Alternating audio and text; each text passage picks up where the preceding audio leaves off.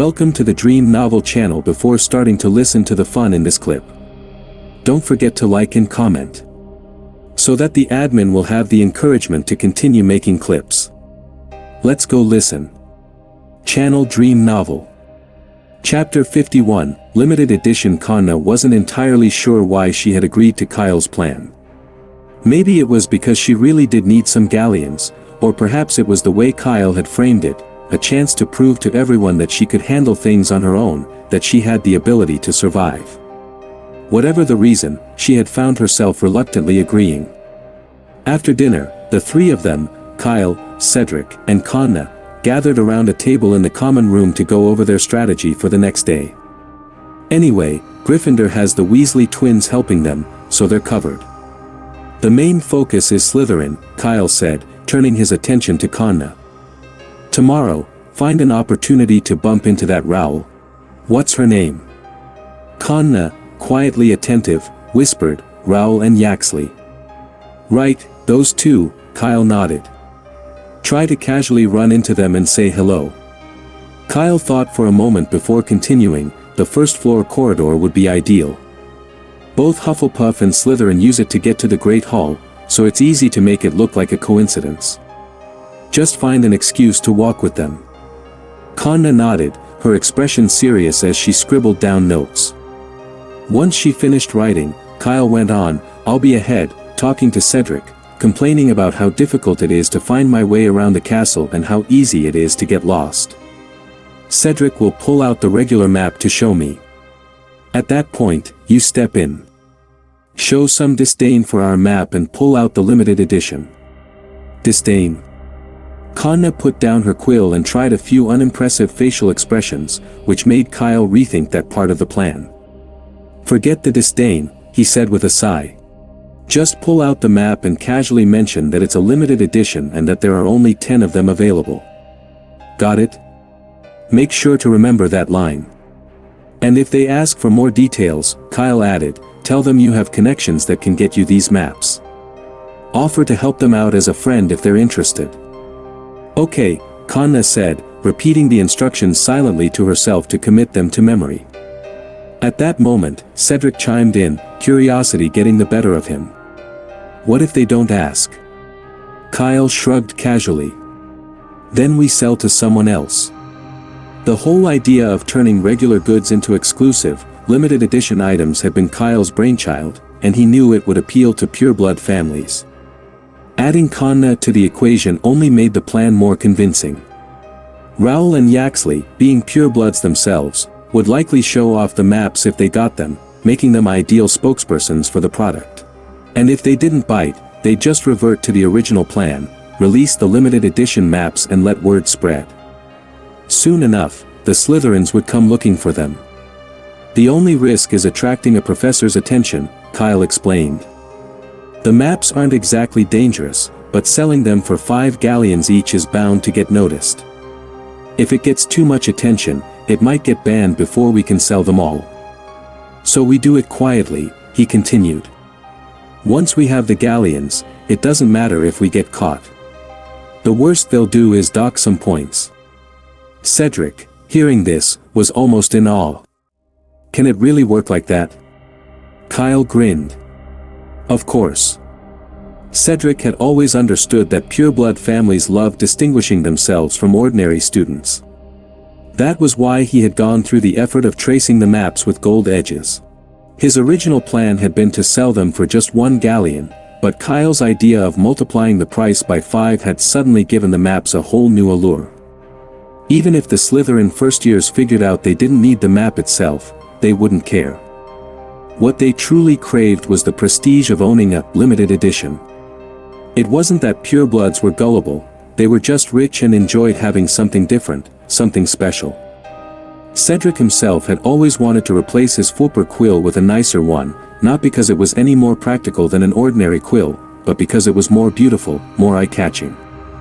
Besides, it could write an extra 2 lines before needing to be dipped in ink again.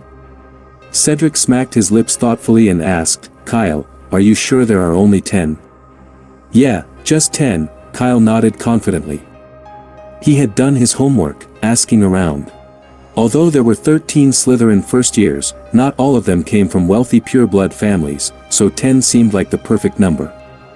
Those who didn't manage to buy one would have a solid excuse to justify why they missed out. With that confirmed, Cedric and Kyle shifted the conversation to that afternoon's Quidditch tryouts. As expected, Fred and George Weasley had joined the Gryffindor team as beaters. Additionally, a second year which named Alicia Spinnet had secured a spot as a reserve player. "This year's Gryffindor team is going to be tough to beat," Cedric said, his expression serious. "Their lineup is just too strong. I've seen Alicia train, and she's on par with our chaser, Matt Brinton. Plus, there's Oliver Wood, the best keeper in Hogwarts right now. His save rate is the highest among the 4 keepers. It'll be hard for us to get past him." "Really?" Kyle responded nonchalantly. "Then I guess you'll have to cheer up." Kyle's lack of interest didn't go unnoticed, but Cedric didn't dwell on it. As a first year without a broom, Kyle wasn't part of the team, so he wasn't as invested. He could only be a spectator, cheering from the stands. Cedric continued discussing Slytherin's team, this time focusing on the brooms. The Slytherins had 5 Nimbus 1700s, which gave them a significant edge on the field. When the topic shifted to Ravenclaw, Cedric paused briefly before moving on without much comment. "We have to give our best in every match going forward, without any mistakes," Cedric said, his tone growing more determined. "Nobody wants to end the semester in 3rd place. That's why Harris has increased our group training sessions from 3 times a week to 5. His voice grew louder with passion, but Kanna, who sat nearby, seemed entirely unaffected. She stared at the parchment in front of her, lost in thought. The idea of having to approach someone tomorrow made her so nervous that she hadn't absorbed a single word Cedric had said. In fact, during the planning session earlier, Kanna had thought about quitting countless times. Each time, though, just as the word "quit" reached the tip of her tongue, a quiet voice inside her urged her not to speak it. She didn't understand why, but in the end, she chose to listen to that voice. Before long, Kyle and Cedric yawned and decided to head back to their dormitory for the night, leaving Kanna alone in the common room. She continued flipping through the parchment, still deep in her thoughts about the upcoming day. Channel Dream Novel. Chapter 52, They Gave Too Much the Next day. At the same time, in the same Hufflepuff common room, Kyle, Cedric, and Kanna sat together again. Only this time, there was a pile of golden galleons on the table in front of them. 1, 2, 3. No need to count. Kyle glanced at Cedric, raising an eyebrow. Exactly 60 galleons. That much. Cedric's mouth hung open, his whole body feeling dizzy, as if he were in a dream. In fact, it really did feel like a dream. Today's plan had gone surprisingly well. Kanna had been so nervous that she'd completely forgotten the specific process and, like a salesperson, pulled out the map as soon as they met. No, even a salesperson would at least say hello and make small talk, not jump straight to the point like Kanna did. This left Kyle and Cedric standing there, unsure if they should continue with the performance. But soon enough, they had their answer. Raoul and Yaxley's reaction was just as unexpected. Without even waiting for Kanna to speak, they eagerly asked where she got the map as soon as they noticed its gold border. After learning that only 10 copies had been made, they dropped their previous haughty demeanor and eagerly struck up a conversation with her. They took Kanna's arm, laughing and reminiscing about the banquet from a few years ago, acting like they'd been best friends forever. Kanna just went along with it, stumbling her way through the whole interaction. By the time she made it back to the Hufflepuff table, she had 10 galleons in her hand. She had only a vague memory of when she received the galleons. It might have been while they were in the corridor, or maybe at the entrance to the Great Hall. Raoul and Yaxley were great conversationalists. On the way, they had seamlessly shifted the topic from the feast to the complex structure of Hogwarts Castle and, just as naturally, had asked Kanna if she could help them get a map. After she agreed, the conversation smoothly returned to the original topic without any awkwardness. Though Kanna's goal aligned with theirs and the two sides were mutually benefiting, Kyle had to admit that Slytherins did possess a unique knack for socializing. At the table, the first thing Kyle said to Kanna was, "Remember to stay away from Slytherin in the future, or you won't even know when you've been sold out." Cedric, sitting beside him, nodded in agreement. To avoid further trouble, after lunch, 2 gold-edged maps were handed over to Rowell and Yaxley. After their publicity, it took less than 2 hours to sell all 9 remaining maps, leaving only the sample in Kanna's hand. Some of the smaller houses even requested their family crests be printed on the maps. Kyle initially resisted, but they offered so much money that he couldn't refuse. The price doubled, who could resist? And that's how they ended up with 60 galleons. Sharing the spoils, sharing the galleons. With everyone watching expectantly, Kyle pushed half of the galleons in front of Kanna. "As agreed, we'll split it equally." "No, you've counted it wrong." Kanna shook her head, counted 10 galleons from the pile, and placed them back. Then she looked at Kyle, puzzled. 3 people should split it equally, so it should be 20 galleons. "Are you that bad at arithmetic?" "I." Kyle opened his mouth, but a lump formed in his chest. "Just let it go." "As long as she's happy," Cedric said, laughing so hard he nearly passed out. Kyle, bad at arithmetic. Cedric could laugh about that for the entire school year. Kyle grumpily shoved the 20 galleons over to her. He couldn't understand how Cedric, who'd always been so kind, had become like this. Good grief, does he not even have the decency to gloat behind my back? Cedric, completely unfazed by Kyle's bad mood, picked up one of the galleons and rubbed it between his hands. "So many galleons, I can buy 10 Fulper quill pens with this." "Fulper quill pens?" Kyle frowned. "What's so special about those? And why are they so expensive?" "They're pretty," Cedric said matter-of-factly. "I've had my eye on the yellow one for a while. That color really suits Hufflepuff." Kyle thought of something, and his lips curled up before he quickly suppressed the smile. He replied calmly, "Then you should buy a few more, so you can switch them out in the future." "No, just one for now," Cedric said after a moment of thought. "The rest will go to my father." Hearing this, Kyle couldn't help but glance at him. Just as he was about to say something, Cedric continued, "Maybe if he's happy, he'll upgrade the broom he got me from the Clean Sweep 7 to the Nimbus 1700. Kyle swallowed the words that had been on the tip of his tongue. The Nimbus 1700 was 200 galleons more expensive than the Clean Sweep 7. 20 galleons to 200. Cedric's hopes were wildly optimistic. But then again, knowing Mr. Diggory's personality, once he learned that Cedric had made the academy team and earned a full 20 galleons, he might just get him that Nimbus after all. Kyle's eyes lit up as a sudden idea crossed his mind, but it was too late to act on it now. He'd have to wait until tomorrow.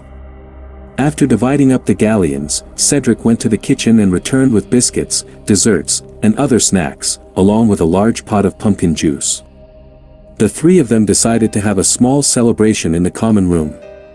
Kyle lifted his glass of pumpkin juice and was just about to take a sip when he noticed Kanna across from him. She was pulling out 7 or 8 small bags and putting 2 galleons into each one. Seeing Kyle's confused look, Kanna explained, "I'm afraid I'll lose them again, so it's better to keep them separate." Cedric, astonished, asked, "Kanna, you lost galleons?" Kanna nodded and briefly explained what had happened. After hearing her explanation, Cedric smiled and thought carefully. There shouldn't be any on the Quidditch pitch. After every flying lesson, Madam Hooch inspects the pitch, so if anyone dropped something, it would be found quickly. And when I was training yesterday, no one mentioned finding 20 galleons.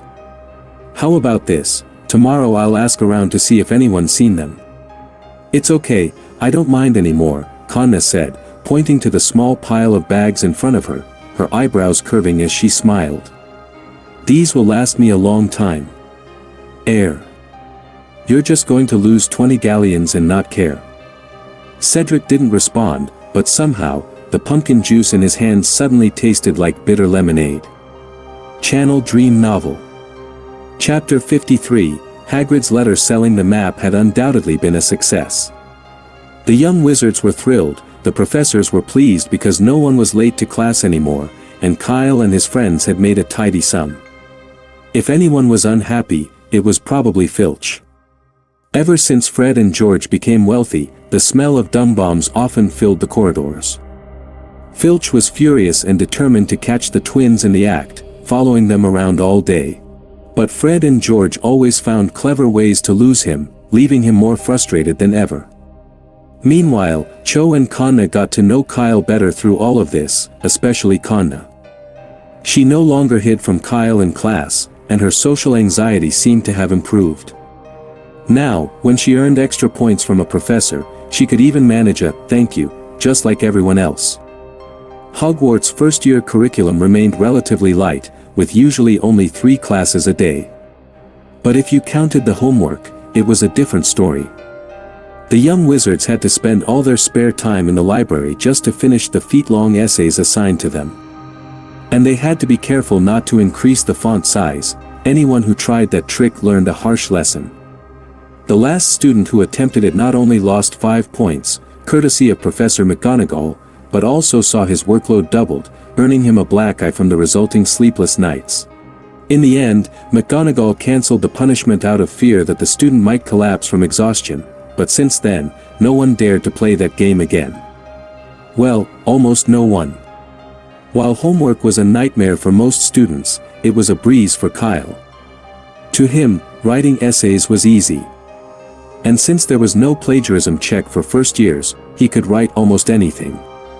He would borrow a few sentences from relevant books, add in a few more for good measure, and then summarize everything neatly.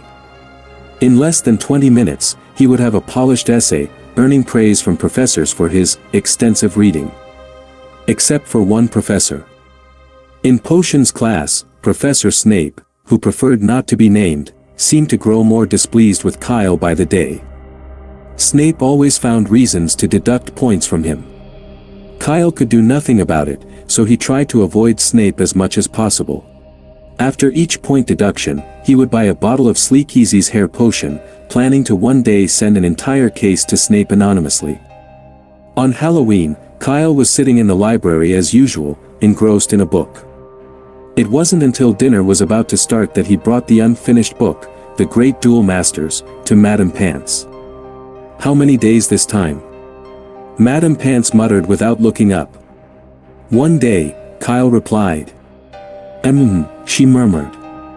Madame Pants remembered Kyle well, since he borrowed books frequently. After a brief note of his name and the time, she handed the book over. Since it was Halloween, the Great Hall had been decorated with colorful adornments earlier that day. Pumpkins carved into all sorts of shapes floated above the hall, creating a festive atmosphere. 1,000 bats flapped against the walls and ceiling, and a large cloud of them hovered over the dining tables. When Kyle entered, it was still early, but the hall was buzzing with excitement. Nearly half the students had gathered around the Gryffindor table, where Fred and George were putting on a show. Each wearing a pumpkin head, they imitated the signature move of the Headless Hunt, drawing laughter from the crowd. Even the professors didn't stop them, enjoying the spectacle as much as the students. Dumbledore, always in good spirits, even pulled out sweets and tried to trade them with the other professors. Unfortunately for him, no one seemed interested.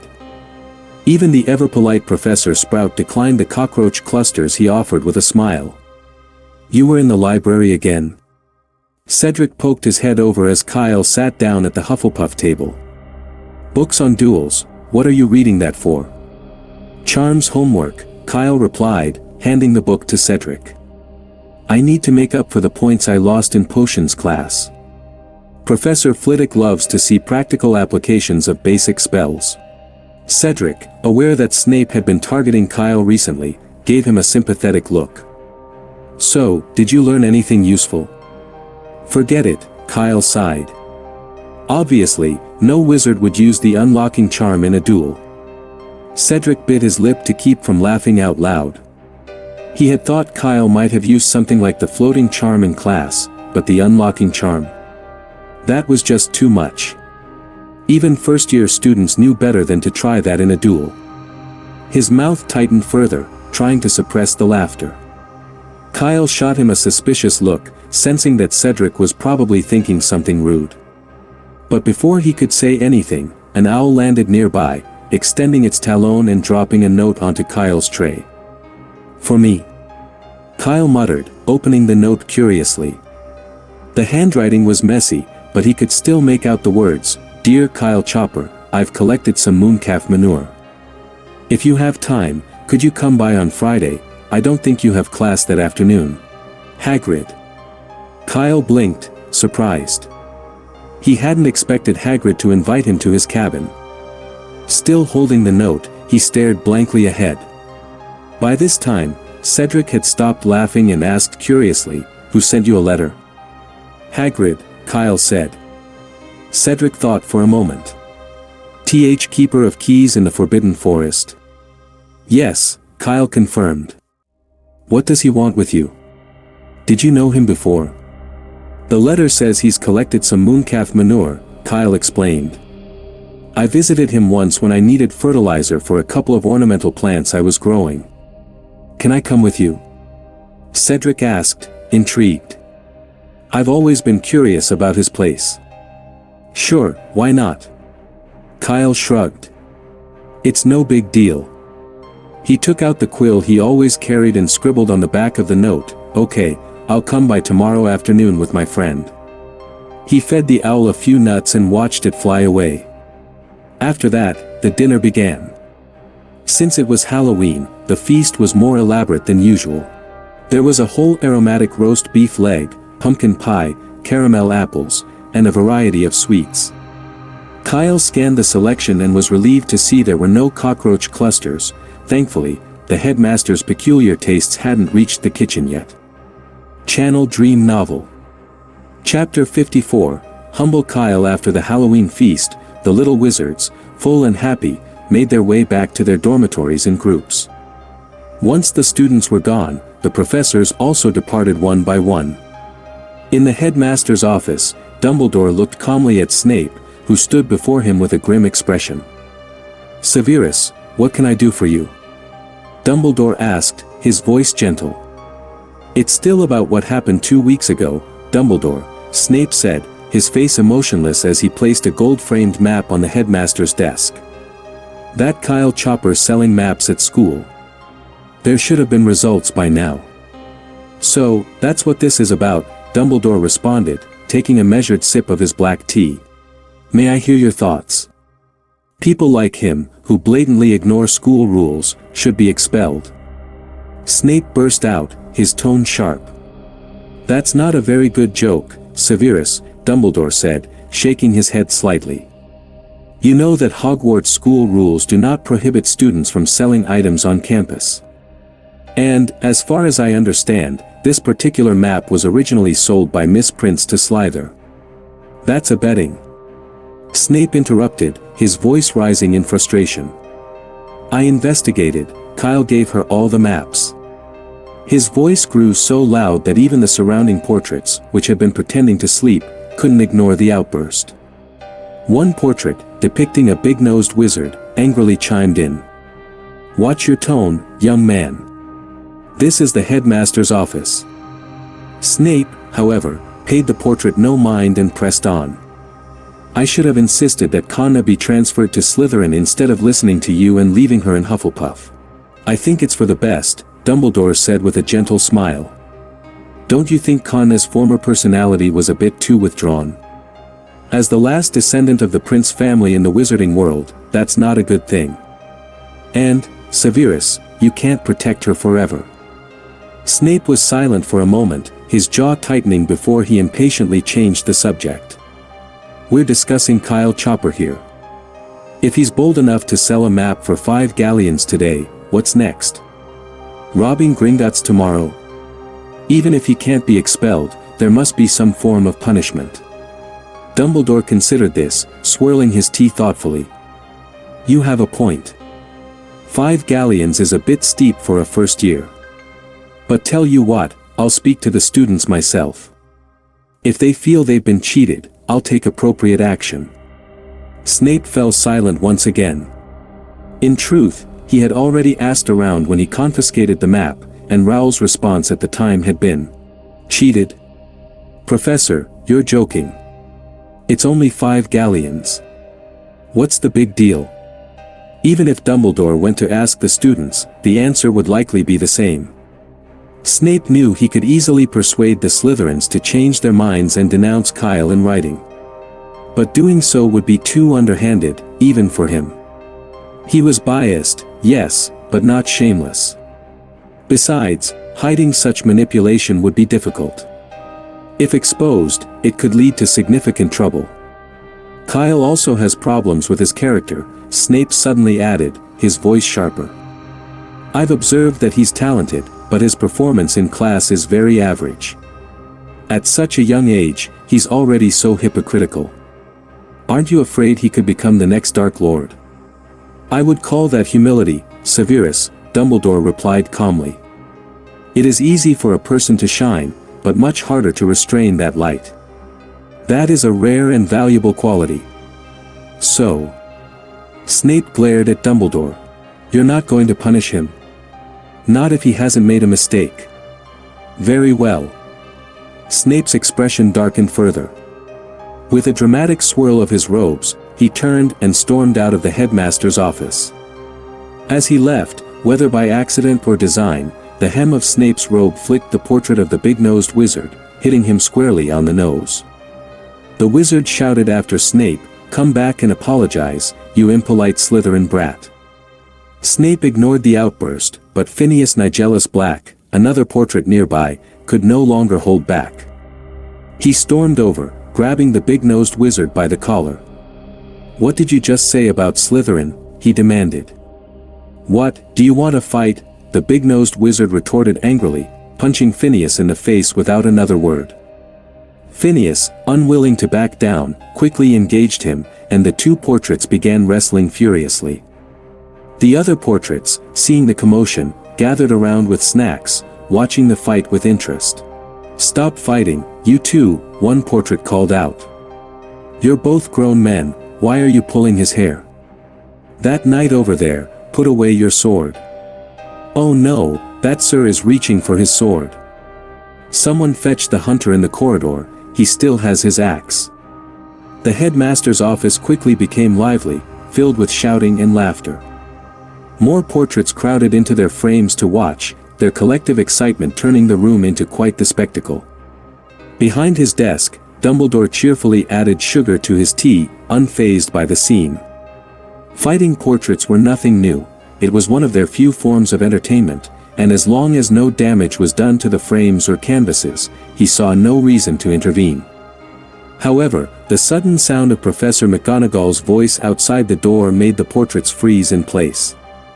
"Minister, are you here to see Albus at this hour?" The portraits' ears twitched, and they quickly abandoned their brawl.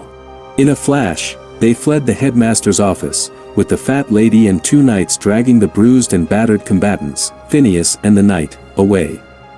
They couldn't be seen in their current state by the Minister of Magic, it would be a disgrace to Hogwarts.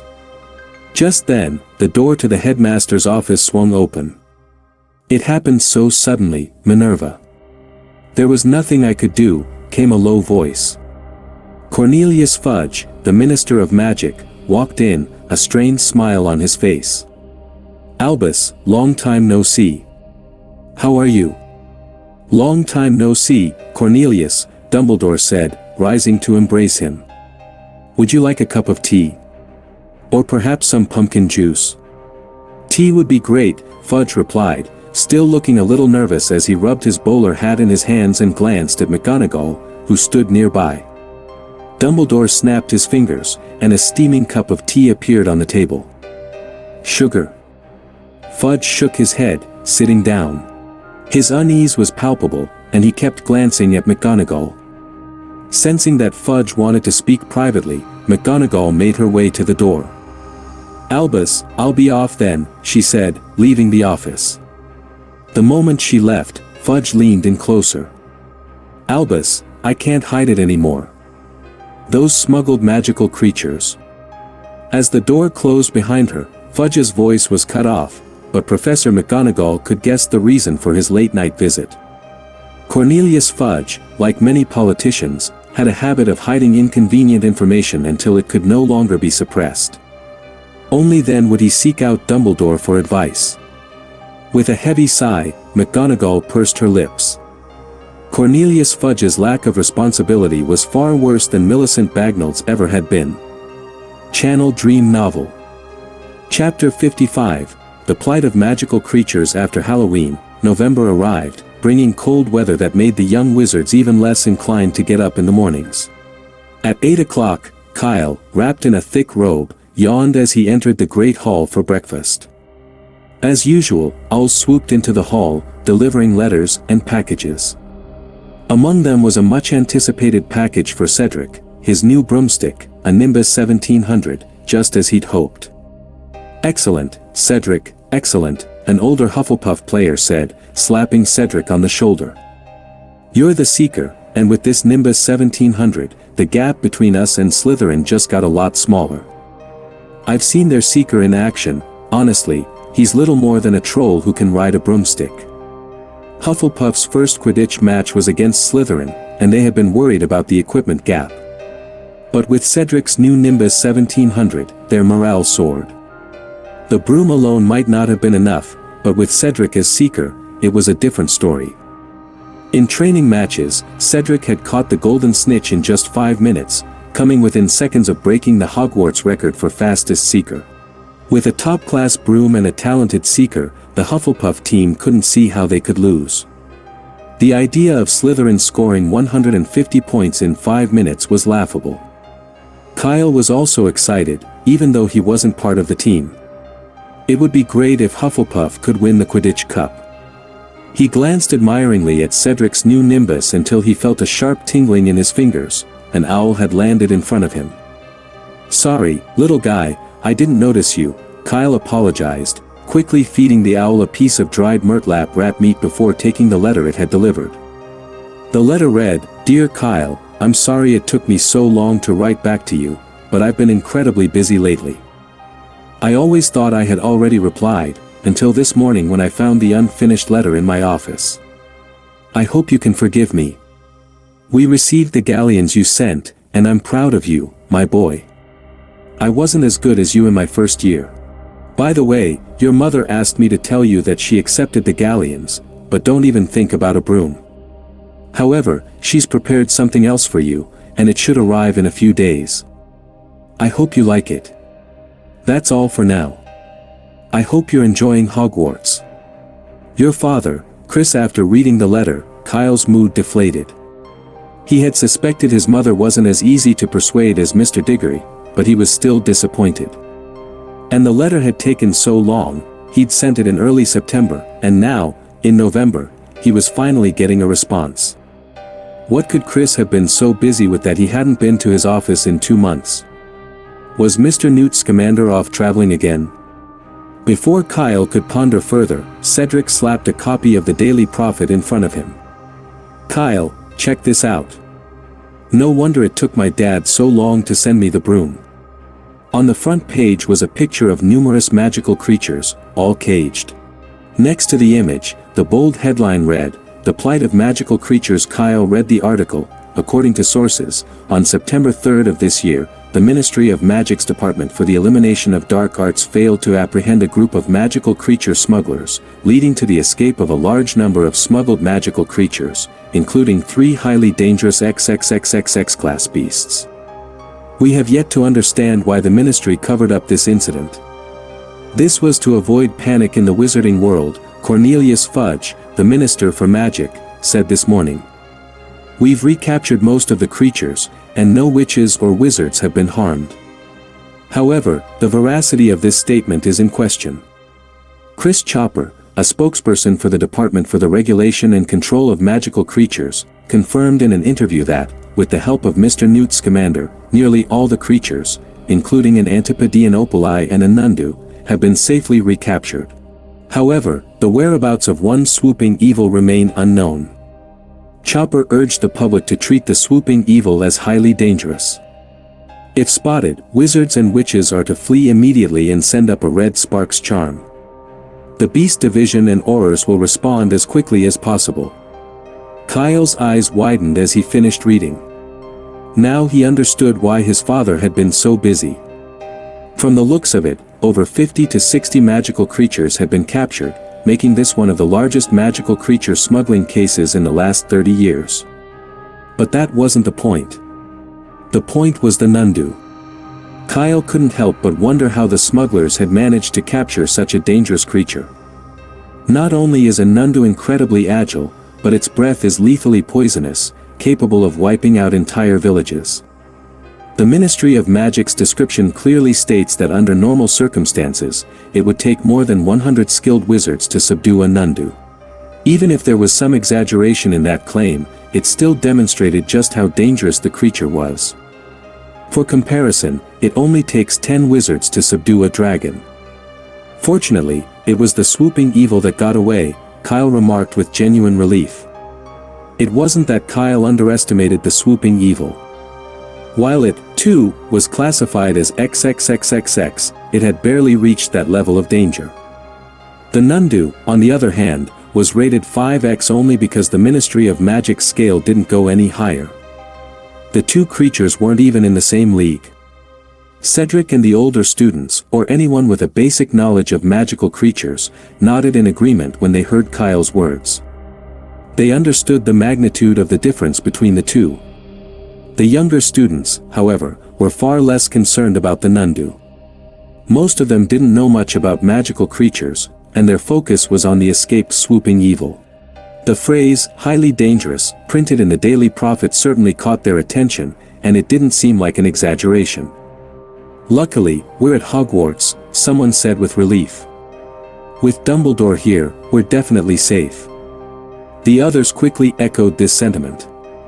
Yes, with Dumbledore at the school, what could possibly go wrong? The mood around the table lightened immediately, and the students started chatting more cheerfully. But the liveliness didn't last long. The realization soon hit them that a dangerous creature was still at large, and their initial confidence in Hogwarts' safety was soon replaced by more pressing concerns. Suddenly, a young wizard stood up, abandoning his breakfast, and sprinted toward the owl shed. His reaction reminded the others of something important, sending letters to their families. Several students jumped to their feet, following suit and running either to the owl shed or back to their dormitories to fetch parchment and quills. In a matter of moments, the previously bustling Great Hall had emptied, with only a handful of students remaining at the Hufflepuff table. Now the fun in this clip is over. Which listeners haven't liked and commented yet? You can press like and comment to encourage the admin find the fun in the next clip. May the listeners be happy forever.